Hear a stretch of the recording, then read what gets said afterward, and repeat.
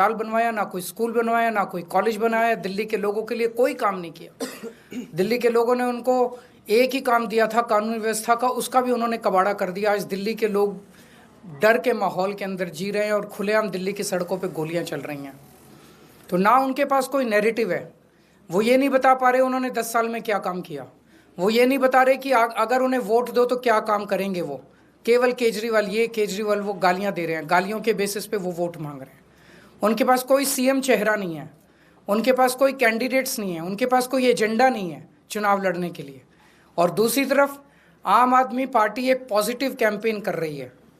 हम ये बता रहे हैं लोगों को कि 10 साल में हमने ये काम किए, हमने स्कूल अच्छे किए, स्कूल शानदार किए, बच्चों की पढ़ाई का इंतज़ाम किया, आप लोगों के इलाज का इंतज़ाम किया, अस्पताल अच्छे किए, मोहल्ला क्लिनिक बनाए, बिजली 24 घंटे की, बिजली फ्री की, पानी की व्यवस्था की, घर घर पानी पहुंचाने का काम किया, महिलाओं की बस यात्रा फ्री करी, बुजुर्गों के लिए हमने तीर्थ यात्रा फ्री करी।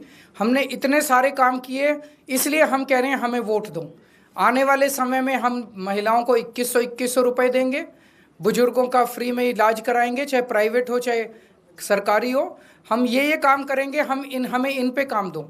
हम अपने कामों पे वोट मांग रहे हैं, वो केवल और केवल गालियों पे वोट मांग रहे हैं और काम रोकने पे वोट मांग रहे हैं।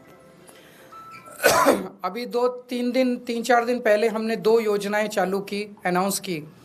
महिला सम्मान योजना, जिसके तहत हर महिला को चुनाव जीतने के बाद योजना लाई जाएगी, जिसमें हर महिला को 2100 रुपये दिए जाएंगे। दिल्ली की कैबिनेट ऑलरेडी हजार रुपए की योजना मंजूर कर चुकी है और उसकी नोटिफिकेशन जारी हो चुकी है।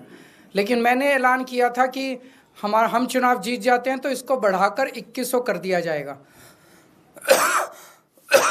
उसी तरह से बुजुर्गों के लिए हमने संजीवनी योजना ऐलान किया कि 60 साल से ऊपर के बुजुर्गों का सारा इलाज मुफ्त करवाएंगे, चाहे प्राइवेट हो चाहे सरकारी अस्पताल हो। इसमें ज़बरदस्त भीड़ लग रही है, लोग रजिस्ट्रेशन करा रहे हैं, लंबी लंबी लाइनें लग रही है, लोग हमारे दफ्तर आ रहे हैं और लोग बहुत खुश हैं, बहुत खुश हैं। कल शाम तक, कल रात तक लगभग 12.5 लाख महिला सम्मान योजना में रजिस्ट्रेशन हो चुके थे और 1.5-2 लाख बुजुर्गों के रजिस्ट्रेशन हो चुके थे।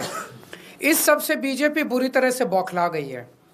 और अभी 3 या 4 दिन पहले हमें अपने सूत्रों से पता चला है कि ईडी, सीबीआई और इनकम टैक्स तीनों एजेंसीज की मीटिंग हुई है और उस मीटिंग में ऊपर से आदेश आए हैं कि कुछ भी फर्जी केस करके दिल्ली की सीएम आतिशी जी को गिरफ्तार किया जाए। ये मैं पूरी जिम्मेदारी के साथ आज बहुत बड़ा आरोप लगा रहा हूँ कि इन तीनों एजेंसीज को ऊपर से कहा गया है कि दिल्ली की सीएम आतिशी जी को कोई भी फर्जी केस बनाकर गिरफ्तार किया जाए। उन्हें यह भी कहा गया है कि उसके पहले, गिरफ्तारी के पहले, आम आदमी पार्टी के सभी सीनियर लीडर्स पर आने वाले दिनों में रेड होगी।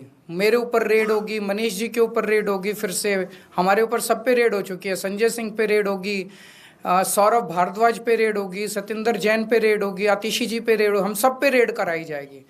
और उनका मकसद है कि किसी भी तरह से हमें चुनावी तैयारियां जो हम कर रहे हैं, प्रचार कर रहे हैं, उससे डिस्ट्रैक्ट करना, ताकि हमारा दिमाग दूसरी चीज़ों में उलझा रहे।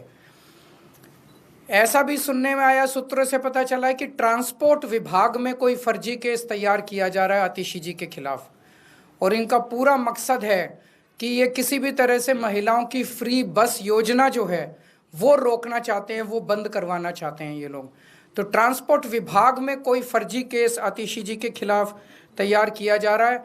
हमें पूरा यकीन है कि लोग इस गंदे षड्यंत्र का, जो पिछले कई सालों से साजिशें रच रहे हैं, झूठे केसों में फंसा के हम लोगों को जेल में डाल रहे हैं, लोग इसका जवाब देंगे। इस देश की जनता इस किस्म की राजनीति पसंद नहीं करती।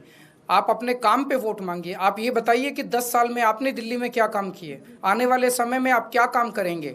केवल जेल डालने से, गालियां देने से, इस तरह से जनता वोट नहीं देती। मैं आतिशी जी से कहूँगा कि 2 शब्द कहें।